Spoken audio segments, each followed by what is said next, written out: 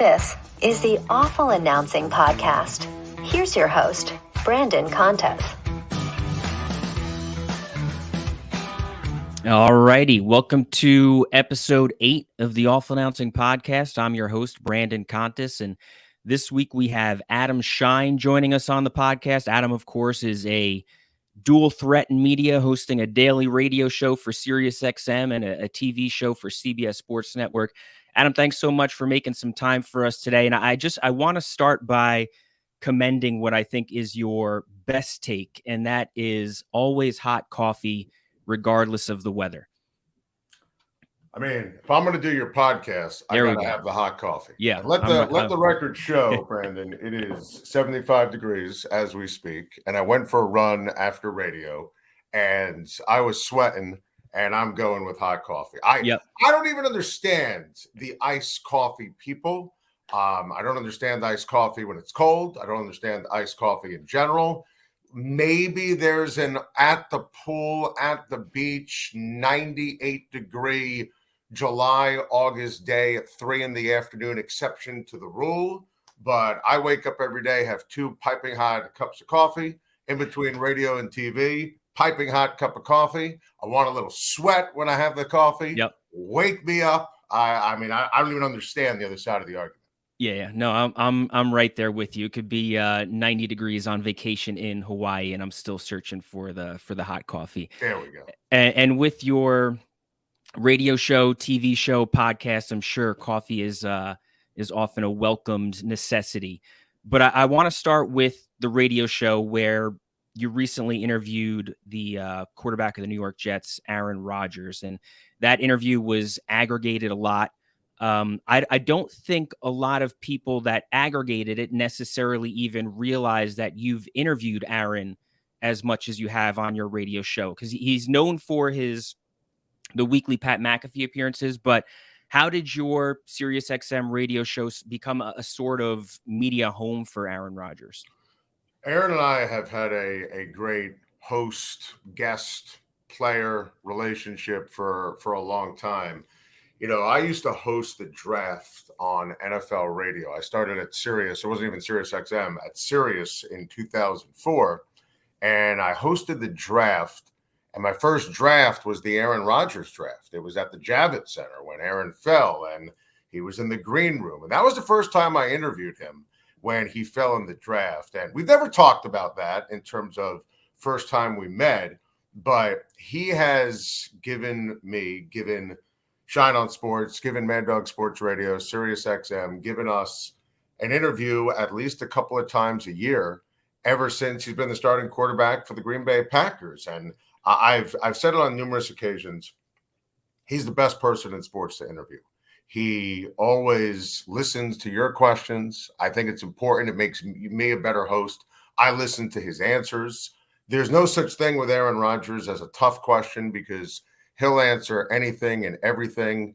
Sometimes, back in the day, if, it's during the radio show and it's live and, he only has 15 minutes and I ask him about a play against the Bears, to Jordy Nelson over the middle, he might go for 6 minutes. So I've learned, there's an art in terms of how you interview Aaron Rodgers, but, usually once a season, usually once during the off season.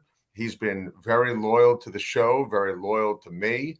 And I listen, Aaron knows the deal. And whether it's, subject matters that are on football, I love talking to him about pop culture. I love talking to him about other sports. He's great on basketball, baseball, NIL, whatever it is, how long he's going to keep playing. And I'm thrilled for him with this opportunity with the Jets. And, he's also loyal. I've told this story before, but years ago, we always do at the end of the year a best of on Mad Dog Sports Radio. And you get commitments from guys. And, this is when Aaron was hurt. Packers were struggling. And he was coming back to try and make a run. He was playing Carolina. There was 3 weeks left in the season. And he got hurt, and his season was over. And normally, when you have a guest booked, you root for health and you root for a win, because that usually ensures you're going to get the guest, especially if it's through a publicist or through PR or through the team. So you root for health and you root for a win. and Rodgers lost and he got injured. And this was a best of. This was, if you go back to January of the calendar year, the Cowboys game, which is one of the best games he ever played, the throw to Cook, just how majestic he was, beating Dallas in Dallas.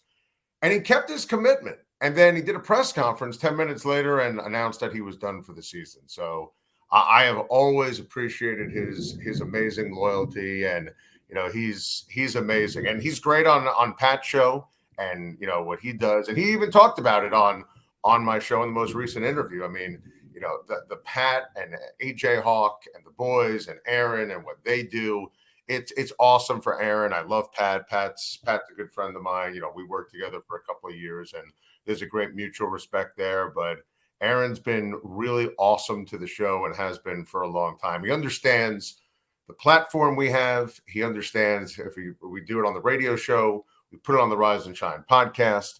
I'm going to put clips on and talk about it on CBS Sports Network. So he gets it and understands the power and prestige and the platform of being on Shine on Sports on Mad Dog Sports Radio.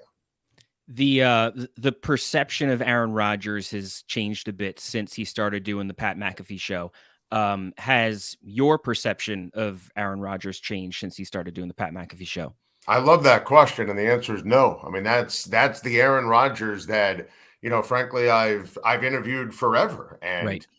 What makes him such a compelling interview is, you ask him questions, and there's no such thing with Aaron as a tough question. And, he gives you what's on his mind, and, he's not afraid to, dish it back and have fun with it. So, no, I'm there. I look forward to that spot with Pat every week, Brandon, for a variety of reasons. I mean, hey, it's great news, and it's great, for us on radio and TV. We're going to talk about whatever Aaron says. I mean, you do a good interview with Aaron, and it's Rodgers. It's going to be news, but that's who he is, and that's who he is with me when he comes on the show, and it's very genuine, and his likability factors off the charts. I'll tell you something, and I've joked with Aaron about this. When we used to go to training camp, people could say, oh, Aaron Rodgers, not a great teammate. Every year, which was always just one of the worst takes ever. I mean, just talk to anyone who's been on the Packers. Brandon, he used to bring his backup quarterbacks to in-person interviews. He would bring Matt Flynn. He would bring Brett Hundley. So these guys would get some shine on Sports, right? Right. And really, that's not even great radio. I don't want to talk, with all due respect to Matt Flynn, that's not why I'm there. But he's such a good guy and a good teammate, and I love when he's on McAfee, because I think the genuine nature, the thoughtfulness of Rodgers, there's no wasted word, there's no wasted answer. It's all there's always a pause, if you've noticed, before he answers a question. He likes to think, he likes to process, and then just let it rip. He's my favorite person to interview in sports, and I do love when he's on McAfee. I think he really is outstanding with Pat. How do you think he's going to fare with the New York media? Because there seems to be this looming anticipation outside of New York, especially, that it's going to be eventually a clash of the Titans between Aaron Rodgers and the New York media. So I think this is the most overrated storyline. Yeah. For a variety of reasons. Number one, first of all, Aaron's great with the press. He's great with the press. It doesn't matter if you love him, loathe him. He's fantastic talking to the media. When you're the quarterback for the Green Bay Packers, it really doesn't get any bigger or better than that. First of all, the Green Bay media is amazing, and they cover the Packers like the Beatles. That's the story in Green Bay, Wisconsin, So, and a lot of the coverage, it's not like it's, a small market team and everything's, go Pack, go. I mean, some of the commentary, it's amazing, and it's biting and it's critical and it's legit. So I think, if anything, when, you have the Giants and the Jets and the Mets and the Yankees and the Knicks and the Nets and all the hockey and everything that goes into it, I mean, look, Rodgers is, on the 425 games. He's on the primetime games. He's getting interviewed by Mike Tirico. He's getting interviewed by Joe Buck. He's getting interviewed by Aaron Andrews and Kevin Burkhardt and, Jim Nantz and Tony Romo. I mean, he can handle the sports writers in New York. And, right. he's been on Jeopardy. He's had highs and lows and, dating celebrities. I mean, page 6 is not going to bother him. I mean, I had a Taylor Swift question on my notepad, so I was like, oh, I'll ask. And then he went into it without even me. He's going to volunteer everything. He loves New York. He wants to go to Broadway, wants to go to a Met game, a Yankee game. He's also not naive. He needs to win because you know that, I know that. He's a darling right now, and he's great with the press. Buffalo 31, Jets 17. It's going to be a different kind of set of questions for Aaron Rodgers after week 1 of the NFL season. But I also do think the Jets are going to be great this year. I think Rodgers is going to be great. To me, doing the interview, Brandon, I think it's pretty crystal clear. He's both rejuvenated and has a chip on his shoulder. So I think he's going to be great. But no, dealing with the New York media, and I remember saying this to a couple of reporters after the deal, just texting with friends of mine who are in the New York media. He's going to love it. Yeah. He's going to look like that's who he is. He don't, with all some shenanigans, don't ever let it get a twisted with Rodgers. He's great with the press. He loves the give and take. I think, and New York reporters ask great questions. Look, there's going to be a volume of that maybe you won't have in Green Bay in terms of all the TV and radio folks, but and national people who are based in New York. But I really think at the end of the day, this is going to be a total non-factor when it comes to Rodgers dealing with the New York media. He does, obviously, he says things that are polarizing, at times controversial. What is, in your mind, what is the host's responsibility when interviewing Aaron Rodgers? Should he be given just an open platform to talk? Should he be challenged more?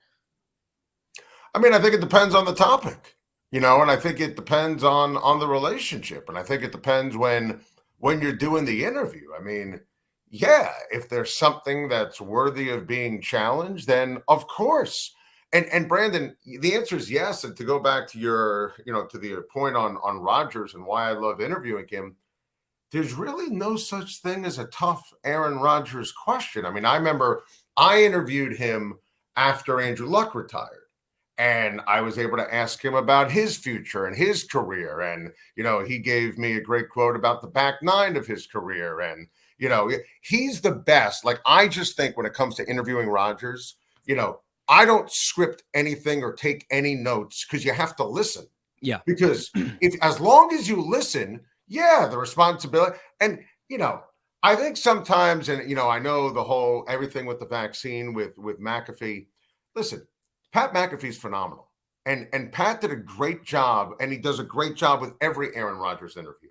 And he gets Aaron Rodgers. And sometimes, I think that criticism is absolutely insane. I think that you can always follow. You should follow. Sometimes it's worth following. Sometimes it's not worth following. Look, Pat's show's different because, it can go an hour and a half. Right. I had Rodgers for 27 minutes. That's also during the offseason.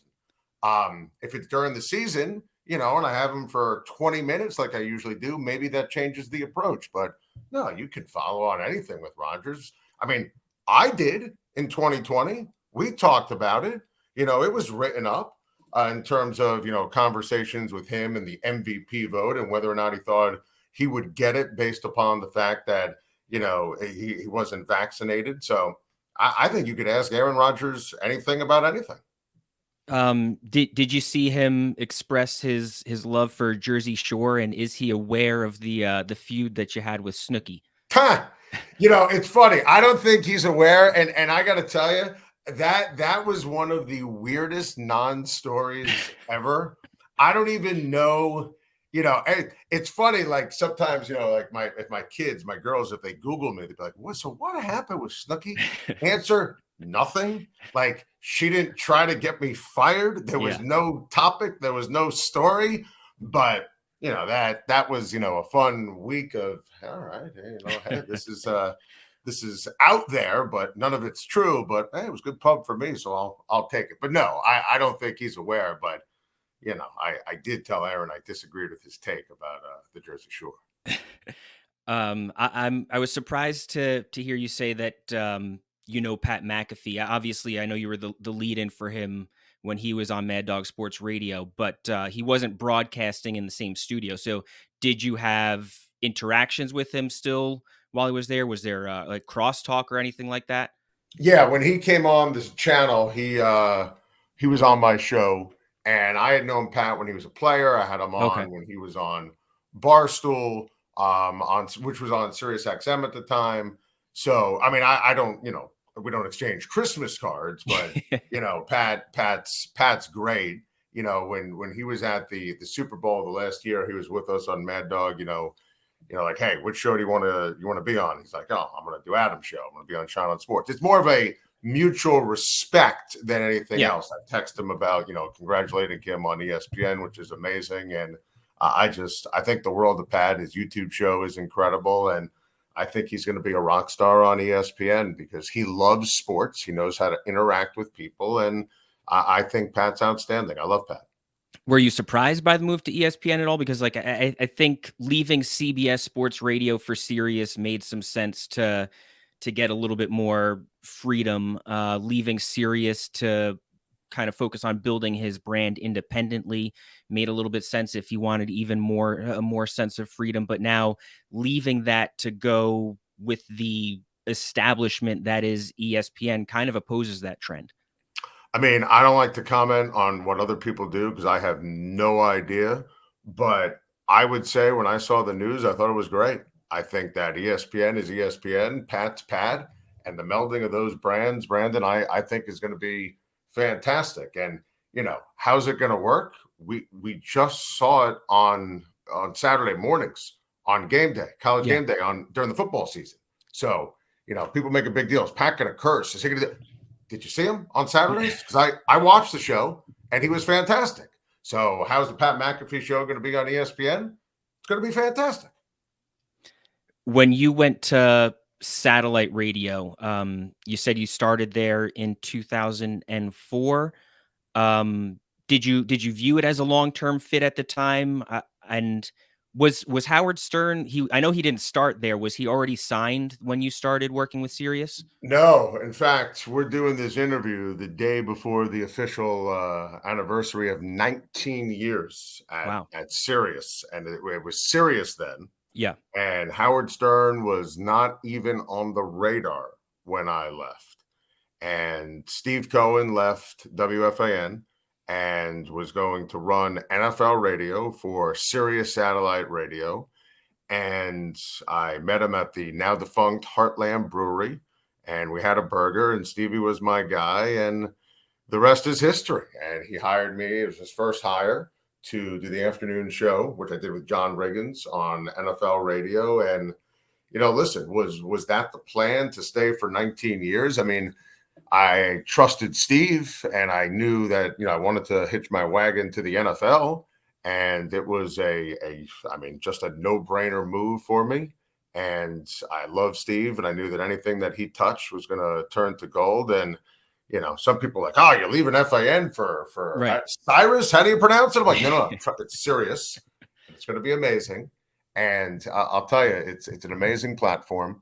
And the growth and the people, Brandon, that's the thing. I mean, Steve Cohen and, the people I work with at Mad Dog Sports Radio, Chris and my producer, Bob Stew, and Steve Torrey and Shane Connolly. We've got an amazing group of people, and that, the radio, the platform, it's all great and it's amazing. And, every day is the best day and the best show ever. And it's how I feel every single day, getting pumped up to do the show. But it's just an incredible culture and the people at SiriusXM. Were you ever close to returning to WFAN? Was I ever close? I mean, close would be a stretch. Look, you have to. Close is an interesting. I love the way you phrase that question. No, I was not close. There was one offer that I took to SiriusXM. And just let them know, hey, this is on the table, and it's not going to happen. You have to understand, when it came to, replacing Mike or anything like that, that was my childhood dream.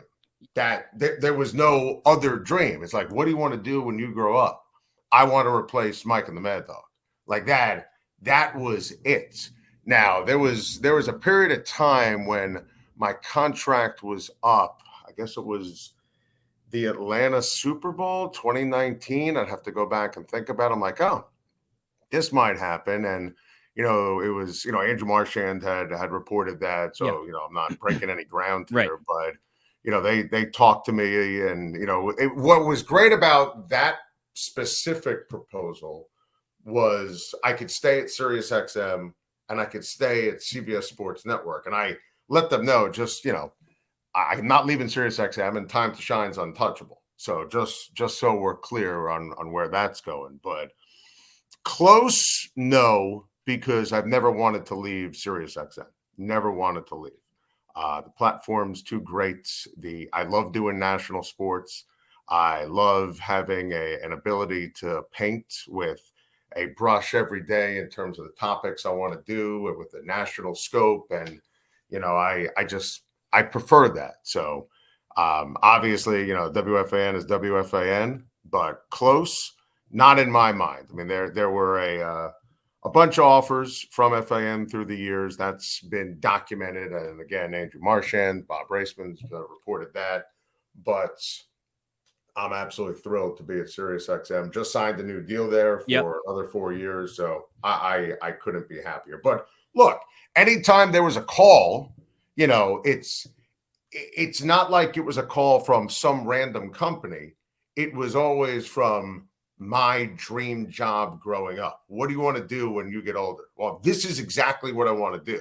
So, it's crazy if I told young Adam, friends of mine I grew up with have said this.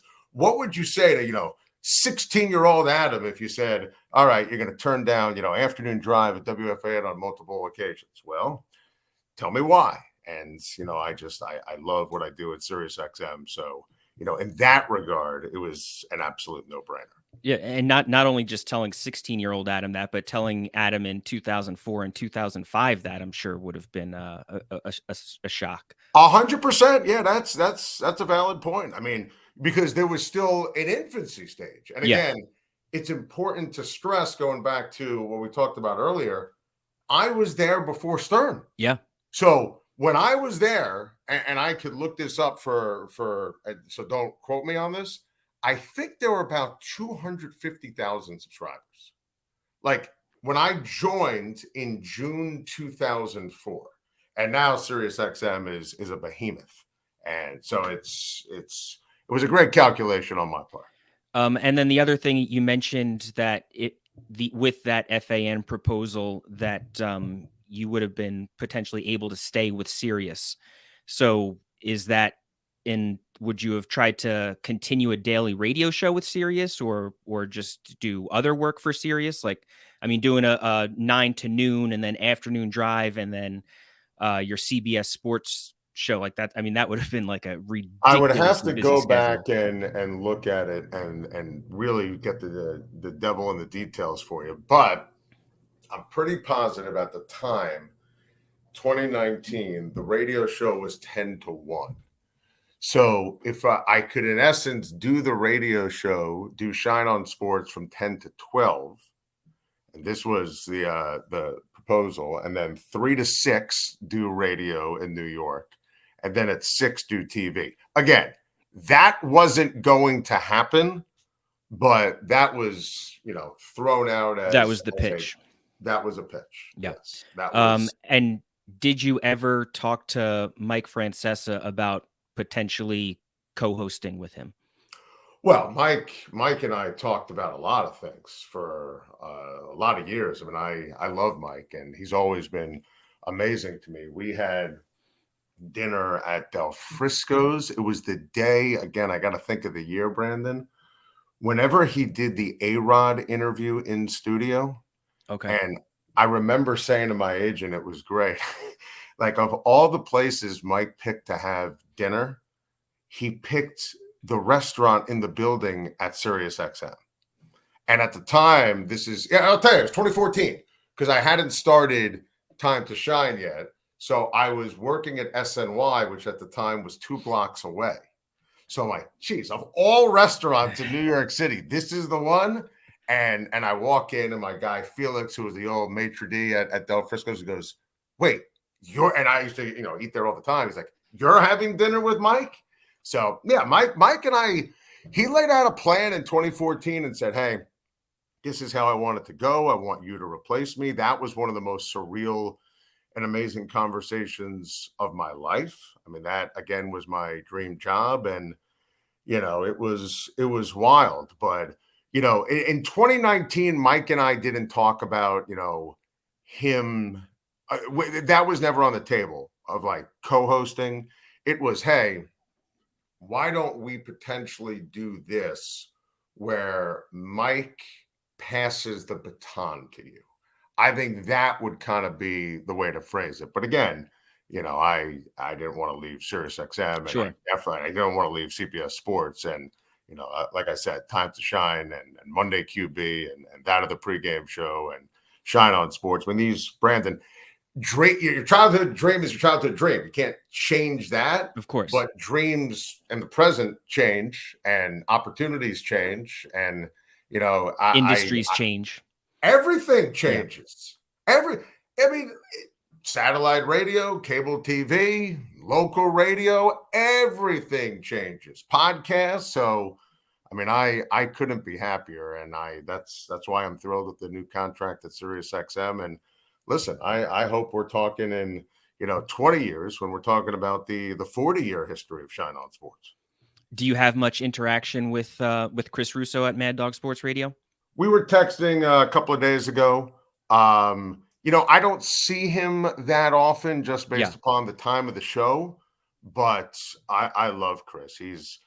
Everything you see with Chris on First Take, everything you hear on the radio, that's who he is. Yeah. That's what makes him the greatest of all time. That's a good job by you, Adam. Just smacking me on the back as I'm walking in the hall or walking to the bathroom. He's a trip. He's one of one, often imitated, never duplicated. He is, and he'll kill me because he hates when I go on interviews and call him the greatest of all time. But he's the greatest of all time. He is the greatest sports radio host in the history of the planet. He is still at the top of his game, and it is. That was always an important thing too, right? Hitching my wagon to Chris and to SiriusXM and to Steve Cohen and Steve Torrey. It was pretty damn important, big picture. So I think Dog's great. Dog is everything you think of Chris. It's even better when you get to know him. How was being a lead-in for Stephen A. Smith? The other day you tweeted that you could talk about the greatness of Stephen A. Smith for days, and specifically me here at Awful Announcing, I always have plenty of time to talk about Stephen A. Smith. So what's your relationship with him? The best.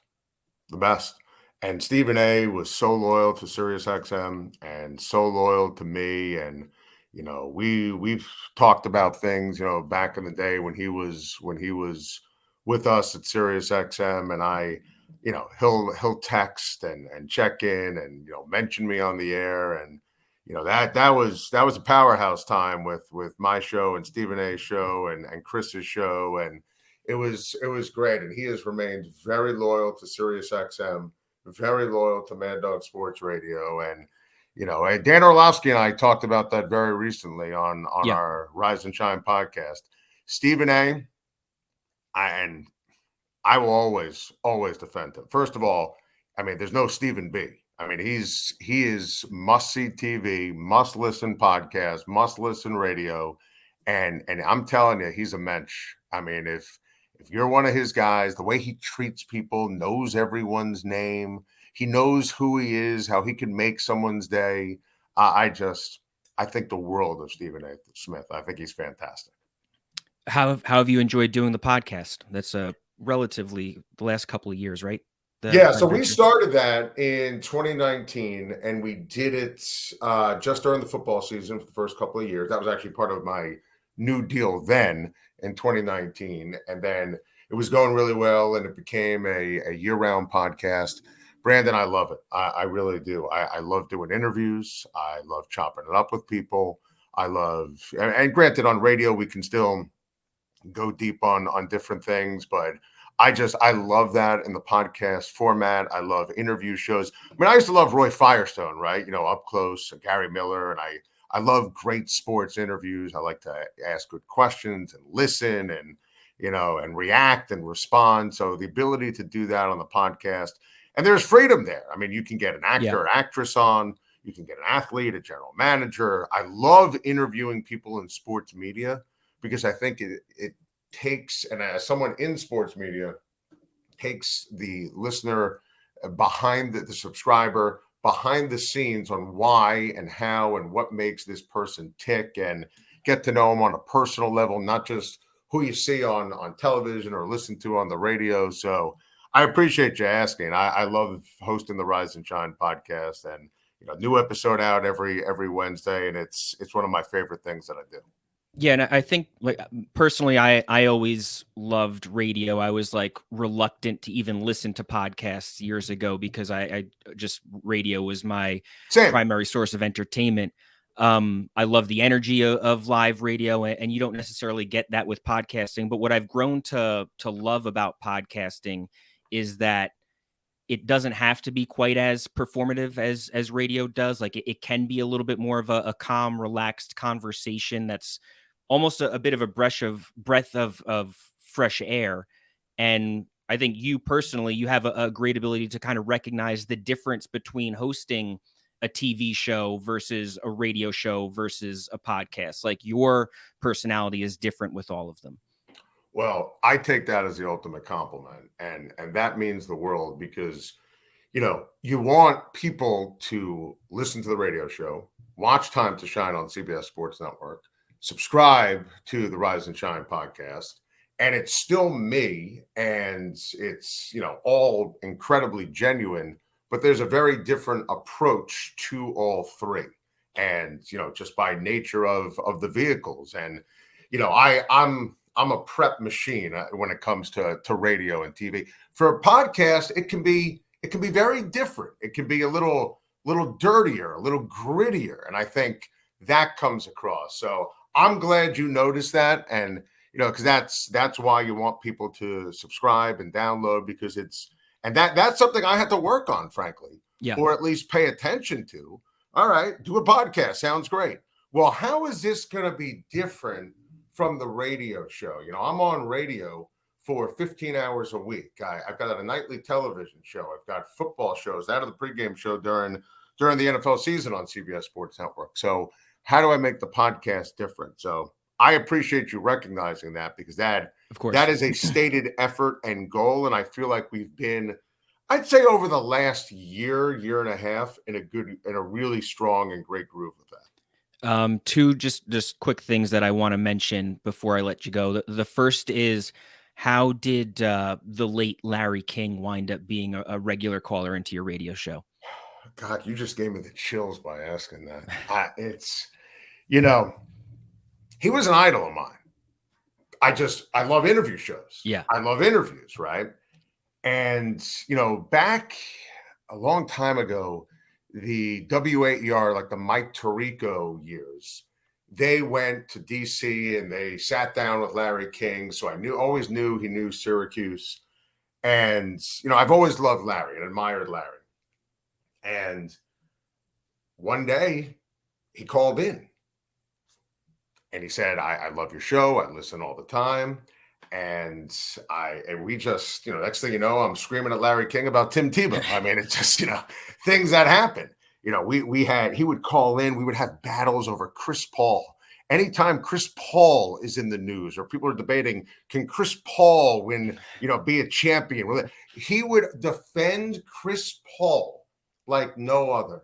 He would get so angry at me when I would compare Clayton Kershaw to Sandy Koufax. Adam, I love Clayton Kershaw. And he came in the studio in New York. Yep. I had him on Time to Shine, which was a huge deal for me at the time at CBS. That was great. We set it up in the broadcast center, not even the studio that we normally broadcast in. My only regret, invited me out to Nate and Al's. I've read his book. It's in the back. I mean, he's the best. I never made it to Nate and Al's in LA with him. and he invited me to do that, and that would have been something fun and something special with Larry. But he listened to the show, and he loved the show, and he admired my work, and I was so sad when he passed away. Yeah, it's so sad. Yeah, it's a awesome thrill though to have him call in and just kind of generate that spontaneous relationship like that. And then we gave him the call. Then we gave him the bat line after that, because we kept him at home for a while. So then we gave him the bat line. And then, but before I let you go, I know you're a Syracuse grad and a Syracuse fan. This was a few months ago, but I just wanted to get a quick take on Brent Axe getting fired by Galaxy Media for being what they categorized as overly negative about the Syracuse sports teams. I love Brent Axe. Brent Axe actually replaced me when I left Syracuse. Yeah. So I've known Brent for a long time, and I left in February of 2002. So that's a long time. Brent's amazing, and Brent never made anything personal and was never over the top. I think Brent is a fantastic radio host, and I hate hearing that. And I was happy that made national news, because I hope that never happens again. And Brent he loves Syracuse sports, and he did it the right way. And look, there were a lot of things to be critical of over the last couple of years. So you get paid for having an opinion. So that story angered me, repulsed me, made me sad. The fact that it could happen in Syracuse, stone's throw from the Newhouse School and the broadcast journalism program at Syracuse University, and Ed Levine, who runs Galaxy, Newhouse guy, Syracuse guy. I had so many issues with that. I was very disturbed by that. Brent got the short end of the stick. He should still be hosting. And basically, and this makes me sad on a professional and personal level, they killed Syracuse radio. That you can never take sports radio in Syracuse, New York seriously again. And I loved it. That was my first job out of school, doing afternoon drive in Syracuse. Did it for 3 years. It was a great sports market. Not only Syracuse, but the Buffalo Bills and the New York Giants and different baseball teams, and hockey was big. It sucks. And I feel terrible for Brent, and it's a disgrace that happened. Have you ever had anything happen like that to you in terms of like people telling you that you were being too critical or complaints like that in your career? I mean, nothing that's ever, I might have been told that before, but it's never changed how my approach with broadcasting. Right. Adam, I know you have a jam-packed schedule. I really appreciate you coming on the podcast, making some time. Thank you very much. I appreciate it. Brandon, I appreciate it, man. Big fan of yours, and I appreciate it, and we'll talk again real soon. Thanks. That is Adam Schein. I'm Brandon Contes. This is the Awful Announcing Podcast. Please rate and subscribe this podcast. Also, please subscribe to Awful Announcing's YouTube page, and I say that with sincere urgency. But as always, regardless of how you consume this podcast, thanks for listening, and be good. Thanks for listening to the Awful Announcing Podcast. For the latest news spanning the sports media landscape and more, check out awfulannouncing.com and follow us at Awful Announcing.